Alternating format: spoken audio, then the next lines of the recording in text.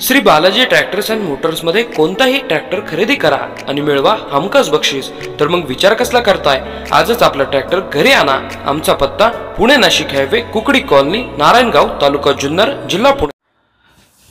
जय शिवराय। मी doctor Amol Kolhe आज एका महत्त्वाच्या आणि संवेदनशील विषयावर हा व्हिडिओ बनवतोय, त्यामुळे व्हिडिओ संपूर्ण पहा आणि हा व्हिडिओ शेअर करायला अजिबात विसरू नका, कारण विषय तेवढा महत्त्वाचा आहे। गेले काही दिवस महाराष्ट्रात औरंग्याच्या कबरीवरून वाद सुरू आहे। वेगवेगळ्या राजकीय पक्षांचे नेते वेगवेगळी विधानं करतात। त्यात आज तेलंगणाचे भारतीय जनता पक्षाचे आमदार यांनी आगीत तेल ओतण्याचं काम केलं आणि वाद आणखी चिघळण्यासारखी परिस्थिती निर्माण झालेली आहे। यामध्ये महाराष्ट्राचे माननीय मुख्यमंत्री देवेंद्रजी फडणवीस यांच्या भूमिकेशी मी पूर्णपणे सहमत आहे की क्रूर कर्मा औरंग्याच्या कबरीचं महिमामंडन केलं जाऊ नये, ते सहन केलं जाणार नाही आणि हीच प्रत्येक शिवशंभू भक्ताची भावना आहे आणि त्यात काही वावगं आहे असं मला वाटत नाही। परंतु त्याचवेळी ही क्रूर कर्मा औरंग्याची कबर म्हणजे मराठ्यांच्या असीम अशा शौर्याचं प्रतीक आहे।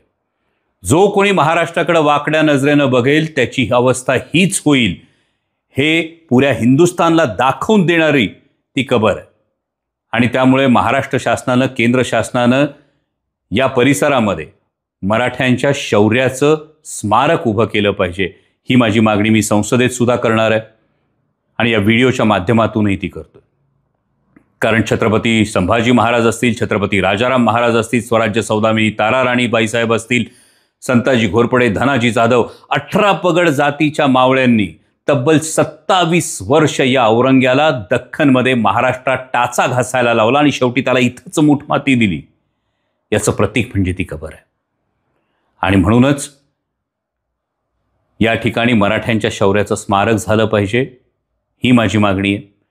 पण त्याचबरोबरीनं महाराष्ट्रातली जी तणावाची परिस्थिती आहे ती पाहता तमाम मराठी तरुणांना मी हात जोडून कळकळीची विनंती करतो की कुणाची राजकीय पोळी भाजण्यासाठी स्वतःच्या भविष्याची होळी होऊ देऊ नका। कारण सत्ता येते जाते, राज्यकर्ते येतात जातात, बदलतात, पण जर याच्या केसेस तुमच्या पाठीमागे लागल्या तर त्या केसेस पायी तुमच्या करिअरची राख रांगोळी होऊ शकते, तुमच्या करिअरमध्ये अडथळे येऊ शकतात। तुमच्या पालकांनी ज्या खस्ता खाऊन तुमचं शिक्षण केलंय, तुमच्या करिअरची स्वप्न पाहिलीत, त्या करिअरच्या स्वप्नांना, तुमच्या आईवडिलांच्या स्वप्नांना कुणाची तरी राजकीय पोळी भाजण्यासाठी नख लागू देऊ नका। कारण एक गोष्ट ही वस्तुस्थिती आहे की कोणत्याही अशांत राज्यामध्ये गुंतवणूक येत नाही। जर गुंतवणूक आली नाही तर उद्योगधंदे वाढत नाहीत, उद्योगधंदे आले नाहीत तर रोजगार मिळत नाही आणि बेरोजगारांचे तांडे हे आपल्याला महाराष्ट्रात नको आहेत। ज्या छत्रपती शिवाजी महाराजांचा आपण आदर्श सांगतो, त्या छत्रपती शिवाजी महाराजांनी ह्या रयतेच्या राज्याचं स्वप्न पाहिलं ना, ते लोककल्याणकारी राज्याचं स्वप्न पाहिलं। उगाच इतिहासातल्या कुठल्या तरी दाखल्यांवरून एकमेकांची डोकी फोडून आपलं राज्य अशांत करू नका, आपल्या स्वतःच्या भविष्यात काटे पेरू नका, ही माझी आपल्याला कळकळीची विनंती आहे। त्यामुळे कुणाच्याही भडकाऊ विधानांना बळी पडू नका आणि कुणाच्या भडकाऊ विधानांना बळी पडून एकमेकांची डोकी फोडण्याचे उद्योग करू नका, एवढीच माझी आपल्या सर्वांना विनंती आहे।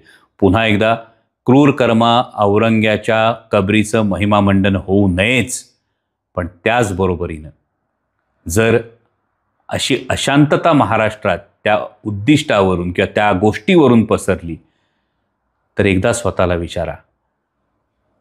300-350 वर्षापूर्वी म्हणजे 1681 मध्ये जेव्हा औरंगजेब स्वराज्यावर चालून आला तेव्हा त्याचा मनसुबा हाच होता ना, महाराष्ट्र अशांत करण्याचा, महाराष्ट्र कमकुवत करण्याचा। मग अशा पद्धतीनं कुणाच्या तरी राजकीय डावपेचांना बळी पडून आपण औरंग्याचे मनसुबेच तर सिद्धीला नेत नाही ना, याचा एकदा जाणीवपूर्वक विचार करा, आपल्या पालकांचा विचार करा आणि महाराष्ट्र हा सुखरूप ठेवा। तुमच्या भविष्याच्या दृष्टीनं शांतता पाळा आणि त्याचबरोबरीनं पुन्हा एकदा या कबरीच्या परिसरामध्ये मराठ्यांच्या शौर्याचं उचित स्मारक व्हावं, तर हिंदुस्थानला पुन्हा एकदा ठणकावून सांगता येईल की महाराष्ट्राकडे वाकड्या नजरेनं पाहिलं तर त्याला इथंच मूठमाती दिली जाते. हा या मराठी मातीचा इतिहास आहे. जय शिवराय.